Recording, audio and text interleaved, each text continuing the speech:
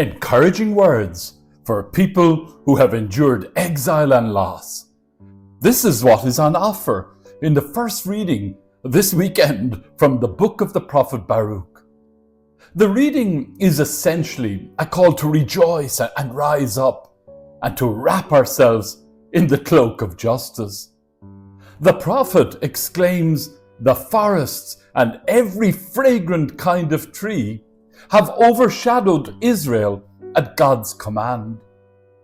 A combination of the image of the forest trees as supportive and dwelling on Ireland's recent election results prompts me to recall a Turkish proverb that I once heard, which states the forest was shrinking, but the trees kept voting for the axe, for the axe was clever and convinced the trees that because his handle was made of wood, he was one of them.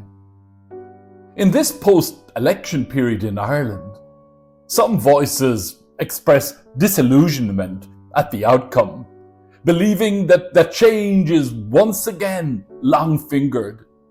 Other voices are satisfied that the people have made wise choices and that the results augur well for a bright future.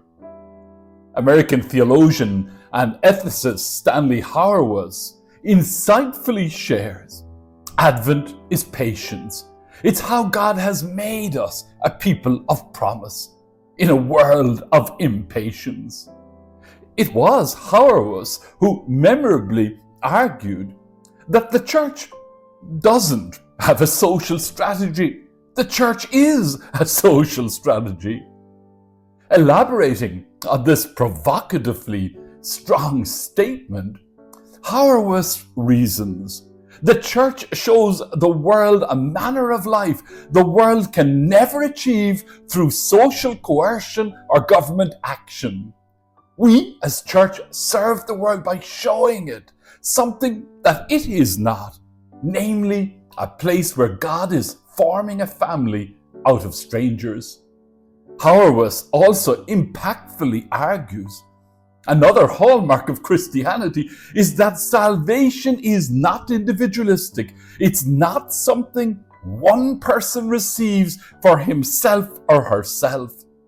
Salvation is the reign of God. It is a political alternative to the way the world is constituted. That's a very important part of the story that has been lost to accounts of salvation that are centered on the individual.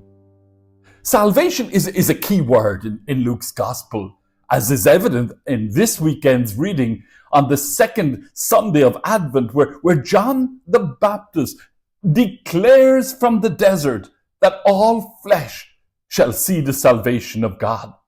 John the Baptist strides forth from the desert where most do not venture or know how to live. Life in the desert pares things down to the essentials. John is committed to preparing the way of justice. The Baptist invites people through his vigorous preaching to a change of heart. John the Baptist is a messenger focused on salvation, bringing, like the prophet Baruch before him, a word of hope. In Carlow this week, funeral undertaker Rory Healy appealed for mourners to attend the funeral of Mary Regan. Rory was afraid that Mary might be buried with very few people present as she had no relatives. Over 300 people heard the appeal on a dark Advent day and attended the funeral.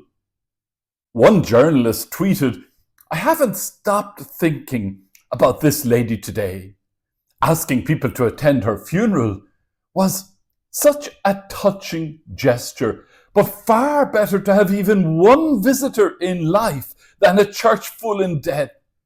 If there's someone you know alone this Christmas, please visit them." The people of Carlow waited alongside Mary Regan as she bid farewell from this world. The people of France have waited 5 years for the restoration of Notre Dame. As breathtakingly beautiful images of the restored interior of Notre Dame Cathedral broke onto the world scene this week, French politics entered into a fractured display of fragility. In England, Lord Falconer, during the assisted suicide debate, argued that worldviews informed by faith are illegitimate. Advent is the preparation for seeing, for living with God face to face, and a time to look at ourselves in light of God's time.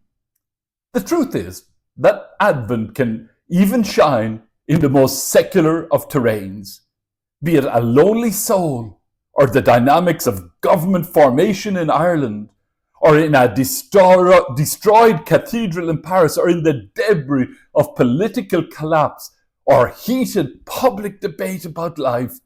Advent is patience. It's how God has made us people of promise in a world of impatience. Amen.